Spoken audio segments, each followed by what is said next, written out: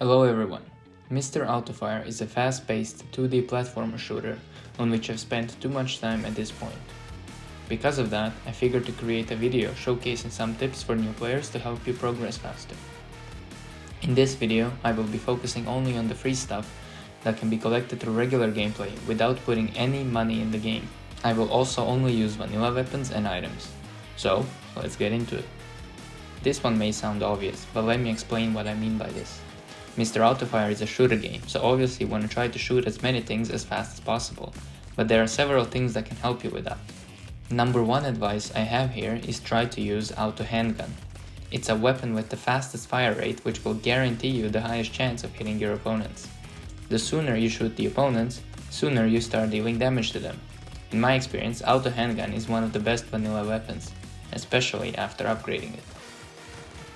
This one will obviously heavily differentiate based on your playstyle, but in my opinion, in order to maximize landing your shots, these are the best perks. Piercing, homing, bouncy walls, multi-shot, spread shot, double barrel, vertical shot. If you combine several of these together, you can become a force to be reckoned with. As you can see in this clip, I am using homing, bouncy and spread shot together, and don't even have to be in line of fire to shoot the enemies and clear the level.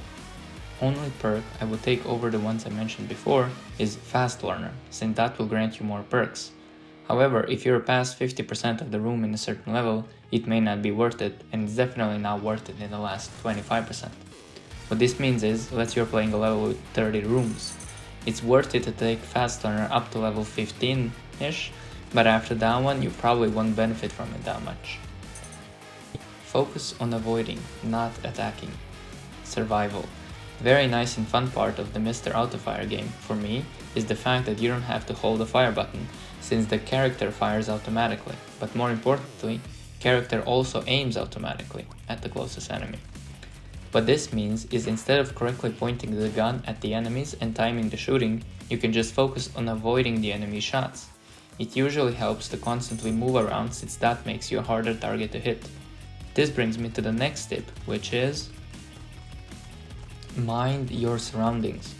When you jump into the next room, immediately focus on where the closest enemies are, how they are positioned in relation to you, and what is the optimal position for your hero to be in order to maximize the damage and reduce the chances of being hit.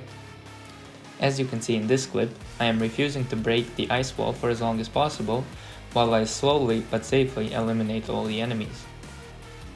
Also, later on, as you learn different kind of enemies, you will be able to gauge which area filled with enemies is more safe, depending on how long it takes them to fire. Make sure to always try to place your character in a place where you can rapidly move away, either by jumping or dropping. You will get shot at, and no matter how fast you are killing the enemies, you're going to have to dodge their shots, so optimize your placement to live longer. Damage over time. This is a huge one.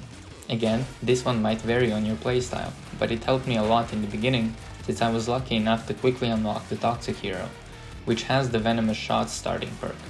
This perk makes your bullets poison enemies, and that perk stacks with poison bullets as well, so it's amplified. Other damage over time perks are poison shots, fire shots. Reason why I think damage over time is extremely useful is because it can help you in the long fights. Now, what is a long fight, you might ask? A long fight is obviously a boss fight, since those guys have a lot of health. But a long fight can also happen in the beginning mob rooms, when you don't have such a strong weapon, or in later mob rooms, where it takes a lot of damage to kill the regular mobs. If you happen to have damage over time, you can try waiting out your opponents in a safe place, hiding behind walls while they are slowly withering away. It's not the most fun gameplay, and most of the enemies move around, have ways to make you move, but some of the times it can work. Especially if you combine it with some other perks, homing plus bouncing walls, where your bullets will find the enemy without you getting in direct line of sight. Fuse your items. If you navigate to your inventory, you might see an option to fuse items. By fusing 3 items of certain tier, it will give you 1 item of higher tier, and preserve the level of the item with the highest level, as you can see in this clip. Going up a tier in item not only will get you higher stats on that item, but will also allow you to level up the weapon more, which will again allow you higher stats. Upgrade your hero. Same as your items, make sure to upgrade your heroes. Each hero has a special ability unlock for rings. This is fairly inexpensive, 10 rings, which can be collected easily through chests and events, but more on that later. And also, by upgrading the hero you increase its damage and health. There are constant perks that can be on your character as you're changing different heroes. Try upgrading at least until you see all the different ones. Unfortunately, there is no way of choosing which one will be upgraded, so it took me about 30 upgrades to have them all visible. However, they are quite useful since they pad your stats quite nicely. Play around with your loadouts. Even though I have the ultimate loadout for my favorite hero, our playstyles may differ. Make sure to test out different weapons and combos by building different loadouts and easily swapping them out by tapping them. This brings me to the last tip, which I hate myself for suggesting, but the integration of it in the game is so well done that I cannot not advise it. Leveraging ads for benefits. Yes, I know, ads suck. I hate them and religiously avoid them. However, they can be quite valuable in the game since all the purchases are quite expensive. The one ad I usually watch before playing is the one found in upgrades. It gives me +1 on all my upgrades, which I think is outright the biggest impact on gameplay. Also, open shop and check for free awards. There is always coins, upgrade materials and items.